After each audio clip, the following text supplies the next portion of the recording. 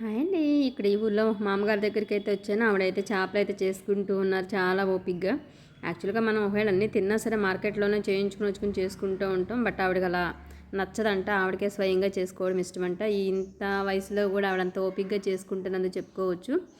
ఆవిడైతే వాళ్ళ మనవడిని మనవరాల్ని చూసుకుంటూ వాళ్ళు చదివించుకుంటుంటే ఇక్కడ ఉన్నారంట. వాళ్ళు యాక్చువల్గా కాలేజెస్ బీటెక్లో ఉన్నారు.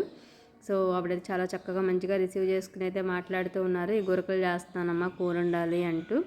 సో ఇంకా ఆవిడ గురించి ఆవిడ మంచి చెడ్లు ఆవిడ జరిగినవి అన్నీ కూడా అన్నీ చెప్తూ ఉన్నారనమాట. అలా వింటూ ఉన్నాను పెద్దవాడు అలా చెప్తూ ఉంటే.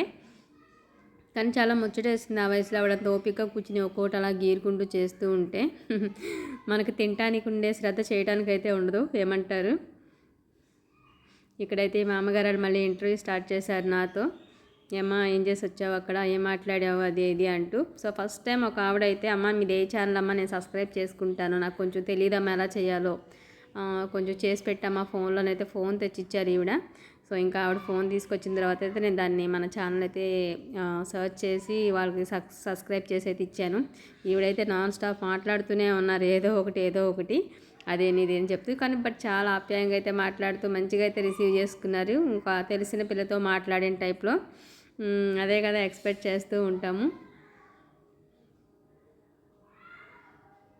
వీళ్ళంతా కూడా యాక్చువల్గా కోతలు అవన్నీ కూడా చేస్తూ ఉంటారంట, వెళ్ళొస్తూ ఉంటారు. ఆల్మోస్ట్ పనులన్నీ అయిపోయి వచ్చినాయి కాబట్టి ఇంకా రిలాక్స్గా కూర్చున్నామమ్మా, ఇంకా పనులే ఉంటాయి, ఈ వయసులో ఏం చేయగలుగుతాము అది ఇది అయితే చెప్తూ ఉన్నారు.